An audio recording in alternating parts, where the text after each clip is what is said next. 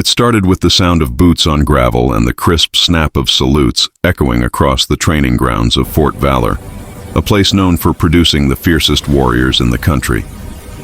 Among the sea of disciplined recruits stood one woman, Cadet Elena Brooks, known for her precision, her calm under pressure, and her relentless will to succeed.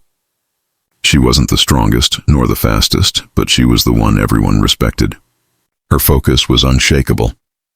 Elena had dreamed of joining the Special Forces since she was a kid.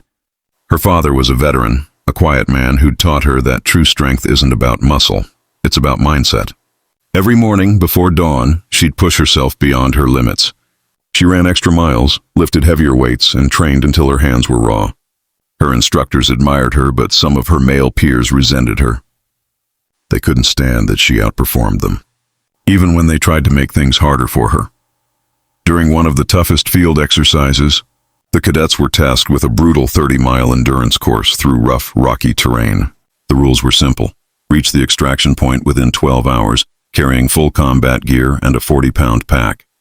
No exceptions. It was a test of both stamina and teamwork. From the start, Elena was focused. Her pace was steady, her breathing controlled. But tension simmered within the group. A few cadets, Ryan, Cole, and Tanner, had been mocking her all week, calling her fragile and dead weight. Their arrogance grew as exhaustion set in. When Elena overtook them halfway through the course, it bruised their pride. The weather turned against them. Rain started to pour, the path became slippery, and visibility dropped. The group had to climb a steep ridge before descending into a rocky valley.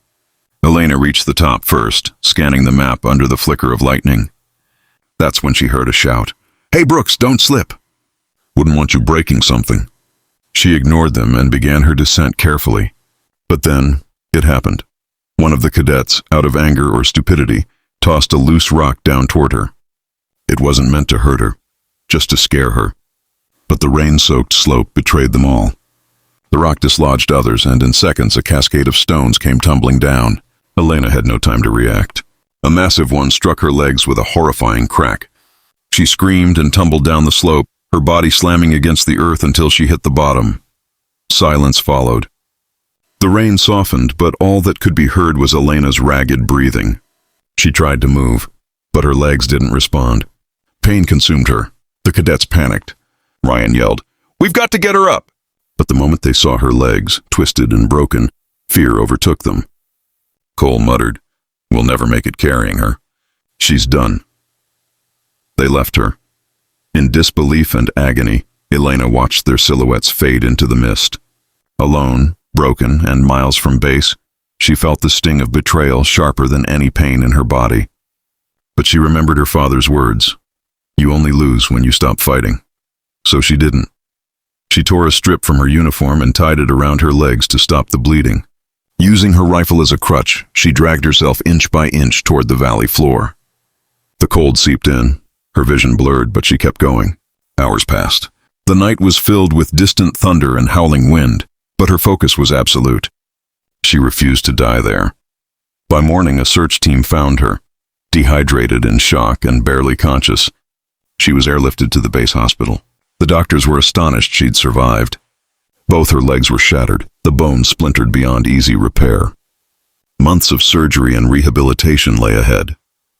The cadets who abandoned her were investigated. They were dismissed from training, but Elena didn't care. Her focus was on recovery. Rehab was brutal.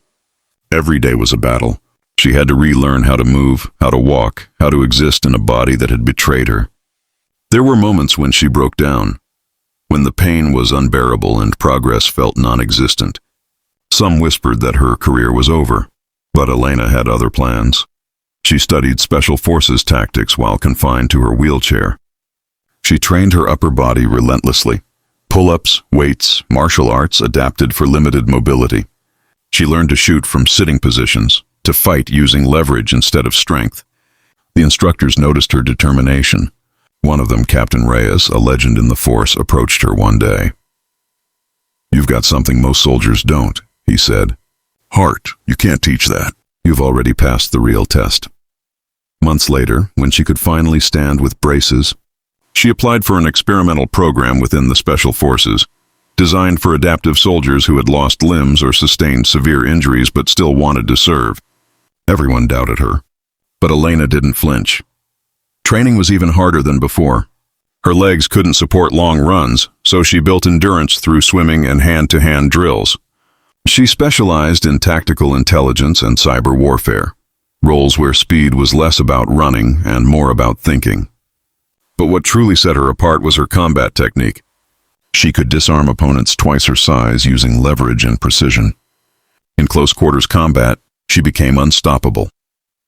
One day during a training demonstration, a skeptical recruit challenged her, saying, "You think you can win without your legs?" Elena just smiled. Seconds later, he was flat on his back, gasping for breath, his arm pinned behind him in an unbreakable lock. She looked down and said calmly, "Special forces don't need legs to win a fight. We need strategy." That moment changed everything. Word spread across the base. She wasn't just an inspiration, she was a force of nature. Her pain had become her weapon. A year later, she was deployed with an elite tactical unit. During a mission, her team was ambushed in an abandoned compound.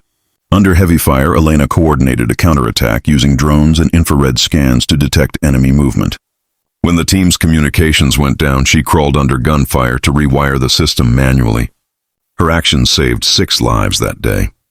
When she returned to base, her commanding officer told her, "You're proof that courage doesn't come from perfection. It comes from persistence." Elena stood proudly, her braces glinting under the sunlight, as her name was etched into the wall of honor. She never sought revenge against those who left her. Instead, she became a mentor for young recruits, teaching them that the true measure of a soldier isn't found in their limbs, but in their will to keep moving forward no matter what. Her journey became a legend across the force, a story whispered in the barracks and told to every new cadet who ever felt doubt creeping in. And when people asked her what kept her going, she'd always say, "Pain is temporary. Purpose is forever." Because Elena Brooks had learned the hardest truth of all, even when fate shatters your legs, it can never break your spirit. After the mission that earned her a place on the Wall of Honor, she became a living legend within Fort Valor. But legends don't rest easy. The same fire that had kept her alive through the pain still burned inside her. She wasn't content being remembered. She wanted to prove that she could still lead, still fight, still command respect in the toughest conditions imaginable. When the Special Forces Command announced a new international training exchange with allied nations, Elena immediately volunteered. The assignment was brutal, a 6-week survival and combat leadership program set deep in the frozen wilderness of Alaska. Only the most resilient soldiers were chosen, and even then, not all of them came back. Her commander looked at her application in disbelief. "Brooks," he said, "you've already done more than anyone could ask." "You don't need to prove anything," she replied calmly. "Sir, I'm not doing this to prove anything. I'm doing this because I can." And that was that. The training began in temperatures that could kill in minutes. The wind howled through the icy mountains as if daring the cadets to continue. Elena wore reinforced leg braces under her cold weather gear, not to hide them, but to remind herself that she'd earned every piece of steel keeping her upright. The first week was brutal. The snow made every step a challenge. Her legs ached from the strain, and her balance wavered on uneven ground. Some recruits stared, some whispered, others tried to help. But she refused pity. One night, when the campfire flickered against the cold darkness, a young recruit named David sat beside her. "Ma'am," he said nervously, "how do you keep going when it hurts this much?" Elena smiled faintly and said, "Because every step that hurts reminds me I'm still alive. Pain isn't the enemy. Giving up is." In the second week, a simulated ambush drill was launched. The soldiers were told to defend a makeshift base from a surprise attack. The instructors had planned everything, except the blizzard that swept in mid-operation. Visibility dropped to near zero. Chaos erupted. The radios jammed. While most cadets panicked, Elena's instincts kicked in. Crawling through the snow, she gathered her team in a tight formation, using flares for signaling instead of radios. When the mock attackers breached the perimeter, she led the counteroffensive from her knees, firing with flawless accuracy. She used the terrain, the wind, and sound to locate targets when sight failed.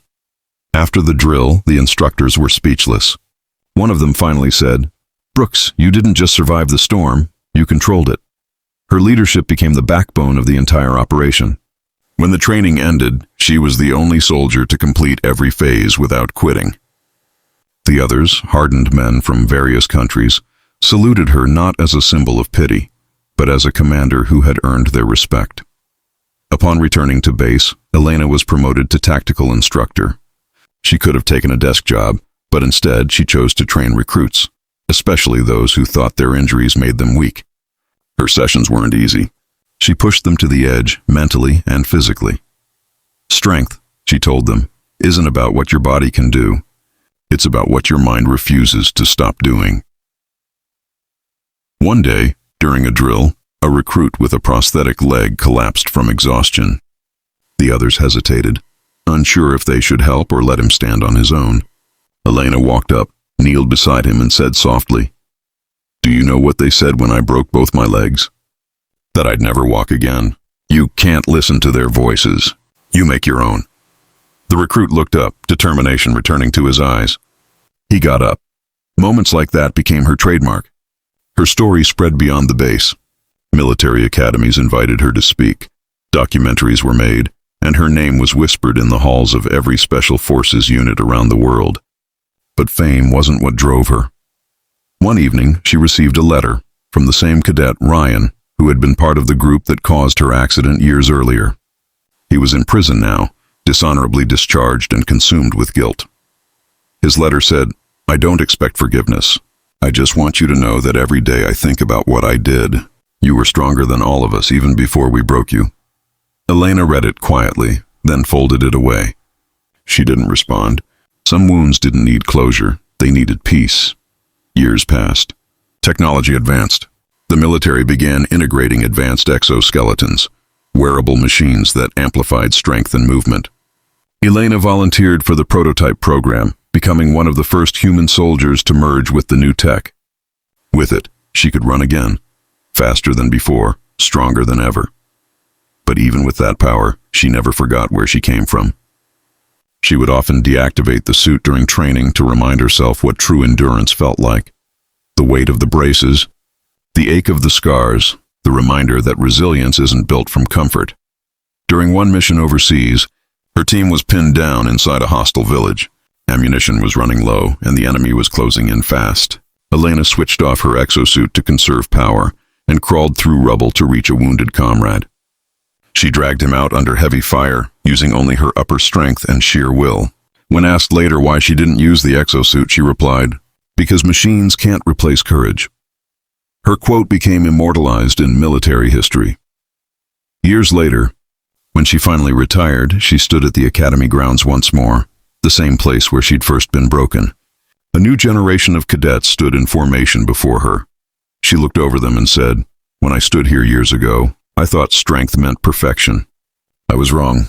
Strength means standing tall even when the world has taken your legs out from under you. It means never letting pain decide your destiny. Every one of you will face moments that test you. You'll fall, you'll bleed, and you'll think you can't go on. But remember this, you can. You always can." The cadets stood silent, eyes locked on her. For many, it was the most powerful speech they had ever heard. After the ceremony, she walked alone to the memorial wall. Her reflection shimmered against the engraved names, friends lost, lessons learned. She placed her hand on the cold stone and whispered, "We don't fight to be remembered. We fight because someone has to lead the way." As the sun set behind her, the silhouette of a soldier with steel braces standing tall against the golden horizon became the image that defined courage for generations to come. Elena Brooks, the cadet who lost her legs but found her strength, proved to the world that true warriors aren't measured by the battles they win, but by the ones they survive.